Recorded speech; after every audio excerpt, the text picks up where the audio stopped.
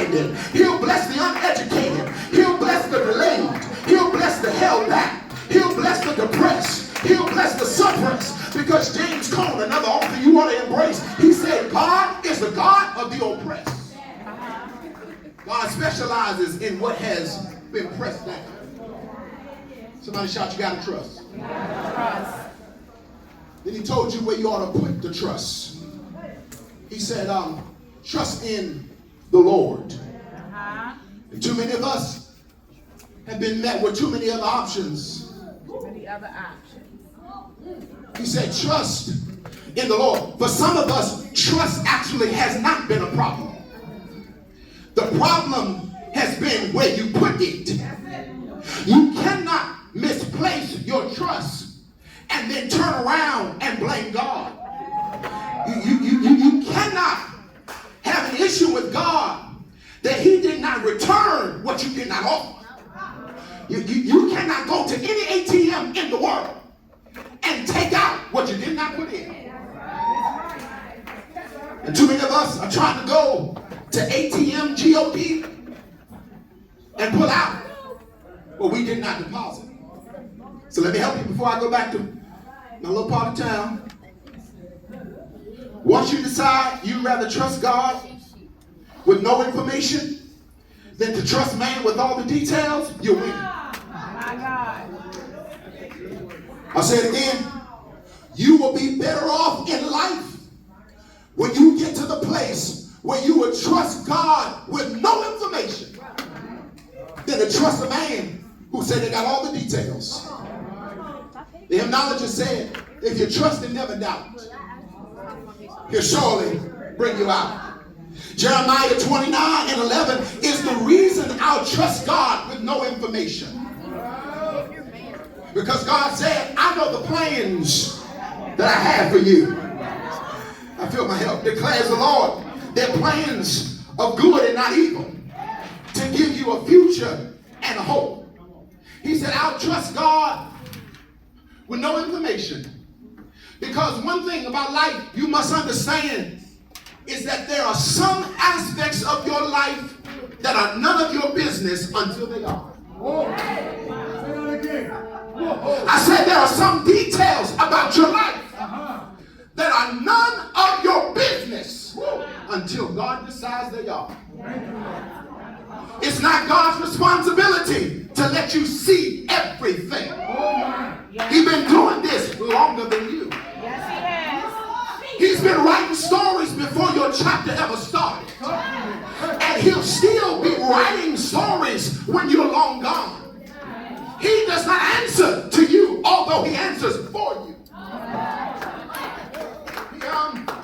It is your responsibility to deposit trust and get God's answer in return.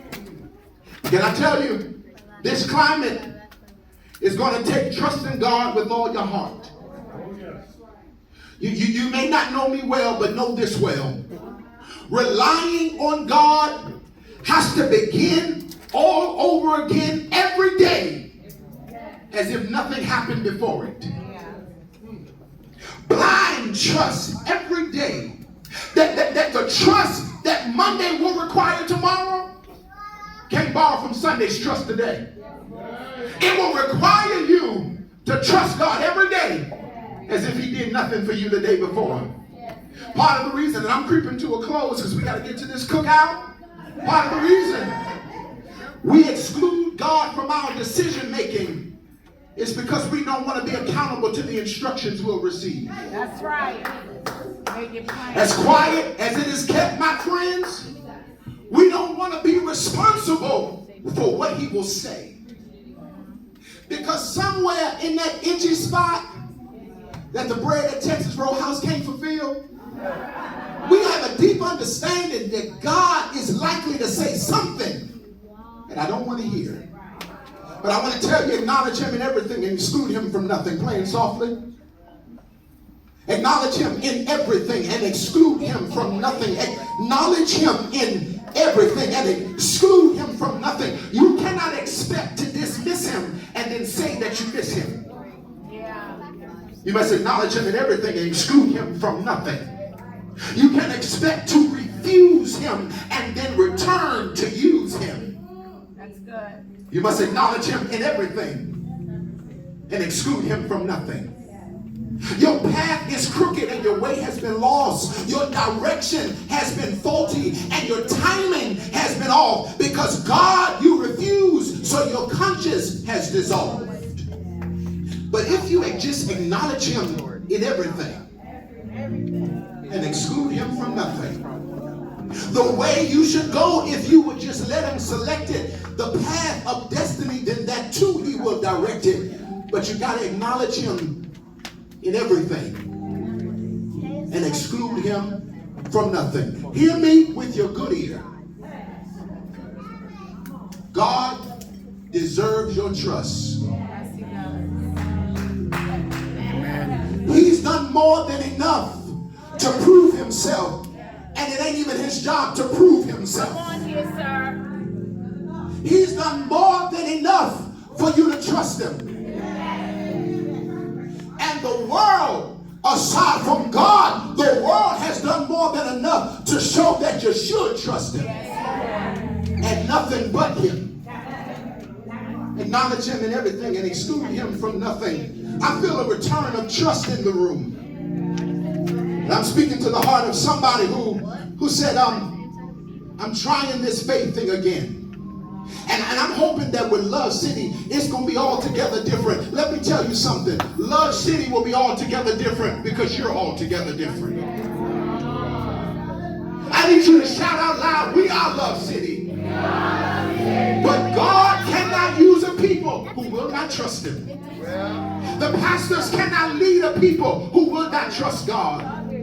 What good is it to trust Pastor Cindy but not trust the God of Pastor Cindy? That's right. Teach that. You got to acknowledge him in everything and exclude him from nothing. Let me tell you a brief part of my testimony. 2 years ago, Pastor Cindy knows this, but let me tell you something. Pastor Cindy and Pastor Jay both know this. Ooh.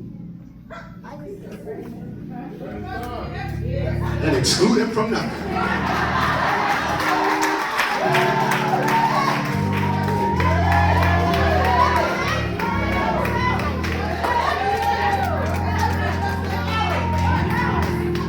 Let me tell you a brief part of my testimony. They know this. You know, Pastor Jay is so sentimental. You know, brother, oh my God. Pastor Cindy said, okay, you were sick. What's next? She don't let you stay down. But you need people like this to tell you that the sickness, the illness, the downfall, the losing of the job, it's not where you live. Trouble is just where we visit. And too many of us, we lack people in our lives who allow us to take permanent residency where we should just stay one day or two. We've turned hotels into homes. Yeah, that's good. 2 years ago, I was preaching. My godson, my ex, and travels everywhere with me. We were, somewhere Sunday after Sunday after Sunday. I was walking down the hallway one day in the church, big church. It was a hallway, and I got a little tired, and I figured, I just exerted myself, hooted and hollered. So I said, I'm just tired. So the next day, I felt faint. I was doing something at home, and I felt faint. The feeling came over me, and I went to the hospital. I was speeded up. They had diagnosed me with vertigo. But I had discovered that vertigo is not a diagnosis, it is a cause for something else. So it can be provoked by other things. And here's the word in that. Some people have given you a diagnosis when really it's just a cause. It is the effect of a cause. Sometimes you have to go deeper in God to discover what is going on at the root. That what you are dealing with, experiencing, and facing doesn't just start with you, but there is a genetic DNA that is connected to you. So the spirit of poverty has followed you because it is ancestral. It is an effect to a deeper cause. So after tests, specialists, and all these things, my body was so debilitated I could not drive myself. I could not accept preaching engagements. I wasn't doing business. I lost clients. And it seemed like life was crumbling. I was to the point that I could not go from my bed to my bathroom where she's standing now without sliding on the wall. I couldn't walk in grocery stores and look at the freezer section. If I turned, I would get dizzy. My heart would race. My anxiety was crazy. And so I felt like the one with the issue of blood, I had spent many dollars going to many physicians because insurance don't cover everything. But let me tell you, the swap for insurance is assurance. And I speak that over your health journey. I want you to put your right hand in the atmosphere because I want to speak over you what insurance will not cover. God's assurance has already paid for. Drop those hands and shout amen. I was dealing with this and I was completely debilitated. I am a very self-sufficient individual, which is probably why I'm not married yet, but Pastor Cindy's praying for me. I like to do everything on my own. And so I was in physical therapy with John Hopkins. Y'all familiar with John Hopkins? Very notable hospital. And some days, the therapist who I love, she has blessed me. She was a blessing. Every person in my journey was a blessing. She was the woman that got me back to preaching. I was anxious, Pastor Dawn, about preaching because I was scared to stand and to sit and to move. It was lights and sounds that would affect me. And she told me, she said, Reverend, when you get up to preach, she said, I want you to find one thing to look at. She said, and set your eyes on that. And that's going to keep you stable. I said, that one thing, you don't even know, Miss Therapist Lady.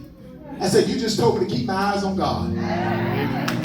I was doing physical therapy one day, and I'm getting to the close, I'm finished. I was doing physical therapy one day, and I could not do the exercise. She would make me walk back and forth down the hallway, and she would make me stop and tell me what I was feeling, what I was experiencing. And one day I couldn't do it. I couldn't complete it. And I was leaning up against the wall, and she said, Reverend, tell me what you are feeling. I said, I feel like I cannot go on. I feel like the ceiling is meeting the roof at a point, as if there is no wall. And I feel like I'm walking a line. She said, okay, and this blessed me real good. She said, okay, let me help you, Reverend. She said, you get 30 seconds to stay right there. But while you are standing there, I need you to hear me. She said, I know you are having a hard time, but let me ask you something. She said, even though you feel the floor leaning and you feel like you're walking at an angle, she said, let me make one suggestion. Since we cannot control your condition, the least we can do is control your position. She said, Reverend, I know you're having a hard time. She said, but as long as you're leaning, the world will lean. She said, and I'm standing here as a reminder that the reality is the floor ain't meeting the ceiling. That there is a clear path for you to walk. So if you can do me a favor and trust what I'm telling you, because I'm seeing you in reality, she said, you will understand that what you're seeing in your subconscious ain't really what it is. And I think the facial expression on my face told her either this is blessing me or annoying me.